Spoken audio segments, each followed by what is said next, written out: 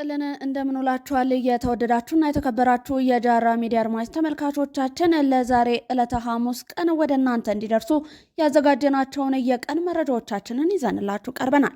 በቅድሚያም ዋና ዋናዎቹን እናስቀድማለን። አብራችሁን ቆዩ። በሰሜን ጎንደር ዞን የሰላምን አማራጭ የተቀበሉ ታጣቂዎች ለመንግስት በሰላም እጃቸውን ሰጡ። 12ኛ ክፍል ፈተናን ባለማለፏ አንዲት ታዳጊ ራሷን አጠፋች። በኔፓል እንዲሁም በቻይና ቲቤት በተከሰተው ከባድ ጎርፍ ሳቢያ ህይወታቸውን ያጡ ሰዎች ቁጥር 160 ተሻገረ። ሳውዲ አረቢያ የነዳጅ አቅርቦቷን በሆርሙዝ ባህረ ሰላጤ ላይ ሳታስመሰረት ወደ ቻይና ለማድረስ አዲስ የማጓጓዣ ስልት መጠቀም መጀመሯ ተዘገበ። እነዚህ ለዛሬ ለሐሙስ ቀን ወደ እናንተ እንዲደርሱ ከጃራ ሚዲያ ያዘጋጀናቸው የቀን መረጃዎቻችን ናቸው። እስከ ፍጻሜው ድረስ አብራችሁን ትቆዩ ዘንድ የአክብሮት ግብዣችን ነው። በሰሜን ጎንደር ዞን የሰላምን አማራጭ የተቀበሉ ታጣቂዎች እጅ ሰጡ። በሰሜን ጎንደር ዞን አደርቃይ ወረዳ በምድማርና አባማራ አካባቢ ሲንቀሳቀሱ የነበሩ የጥፋት ቡድን ታጣቂዎች ለ10ኛ መብረቅ ክፍለ ጦር እጅ መስጠታቸውን የመብረቅ ክፍለ ጦር ዋና አዛዥ የሆኑት ኮሎኔል ስንታየው ሰኢድ ተናግረዋል። ከአካባቢው ሽማግሌዎችና የአመራር አካላት ተቀናጅተን በመስራት በአካባቢው የነበሩ ታጣቂዎች እንዲገቡና የሰላም አማራጭን እንዲቀበሉ የማድረግ ስራን ሰርተናል ሲሉ አዛዡ ተናግረዋል። እጅ የሰጡት ታጣቂዎች በበኩላቸው የራሳችንን ሰላም በማጣት ለአካባቢው ሰላም መታወክ ምክንያት ሆነን ቆይተናል። ከዚህ የሚገኝ ጥቅም አለመኖሩን ተረድተን ሰላምን በመምረጥ እጃችንን ሰጥተናል ብለዋል። በተመሳሳይ በሰሜን ወሎ ዞን ተሰማርቶ ግዳጁን እየተወጣ የሚገኘው መተማ ክፍለ ጦር በአጎት ወረዳ ተፈሪ አካባቢ በጥፋት ኃይሉ ላይ እርምጃ በመውሰድ ኪሳራ ማድረስ ችሏል።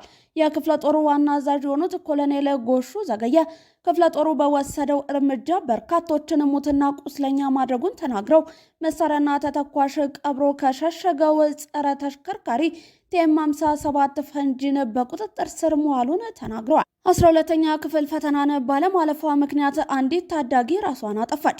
ዛሬ በሲዳማ ክልል በምስራቃዊ ሲዳማ ዞን በንሳ ዳይ አካባቢ አሳዛኝ ክስተት መከሰቱ ተገልጿል። በአካባቢው የ12ኛ ክፍል የዩኒቨርሲቲ መግቢያ ፈተና ወስዳ ውጤቱን ባለማለፏ ምክንያት ተማሪዋ በእጅጉ ተበሳጭታ እንደነበር የአካባቢው መረጃ ያመለክታል። ተማሪዋ በኋላም ቦራ ተብሎ በሚጠራው ጥልቅ ወንዝ ውስጥ በመግባት ህይወቷን እንዳጣች ነው የተገለጸው።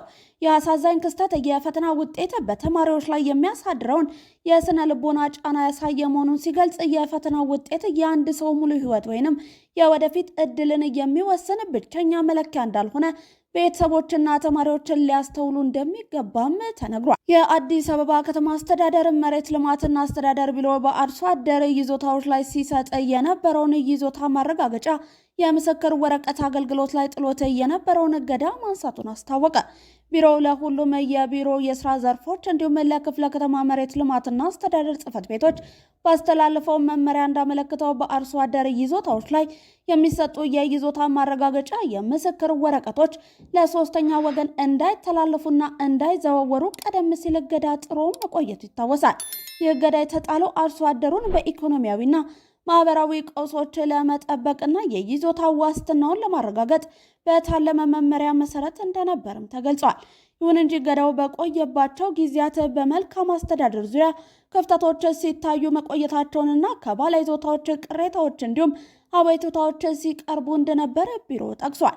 እነዚህን የመልካም አስተዳደር ችግሮችን ለመፍታትና ለቀረቡ ቅሬታዎች ምላሽን ለመስጠት ሲባል ከነሐሴ 14 ቀን 2018 ዓ.ም ጀምሮ እገዳው እንዲነሳ ቢሮ ወስኗል።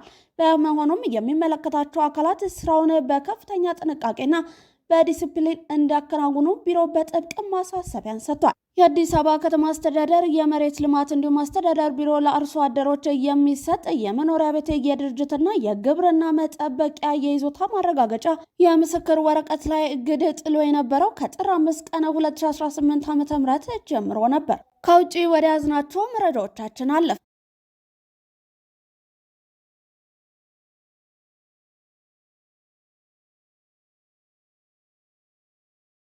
በኔፓል እንዲሁም በቻይናዋ ቲቤት በተከሰተ ከባድ ጎርፍ ሳቢያ ህይወታቸውን ያጡ ሰዎች ቁጥር ከ160 ተሻገረ። የጎርፍ ማዕበሉ በኔፓል የተለያዩ አካባቢዎችን ሲያወድም በቲቤት አውራ ጎዳናዎች፣ ድልድዮችን እንዲሁም የኃይል መሰረተ ልማቶችን ከጥቅም ውጭ አድርጓል። ባለስልጣናቱ አደጋው ከባድ ከመሆኑ የተነሳ አሁን ላይ በመቶ የሚቆጠሩ ሰዎች እየገቡበት አልታወቀም ብለዋል። ከአደጋው አካባቢዎች ዜጎችን የማስለቀቅ ተግባር ተጠናክሮ መቀጠሉን እያሳወቀው የኔፓል ፖሊስ እስካሁን 157 አስክሬኖችን ማውጣት ችያለሁ ብለዋል። የኔፓል ቱሪዝም ሚኒስቴር 403 ጎብኚዎች እየገቡበትን ማወቅ እንዳልቻለም ይፋ አድርጓል።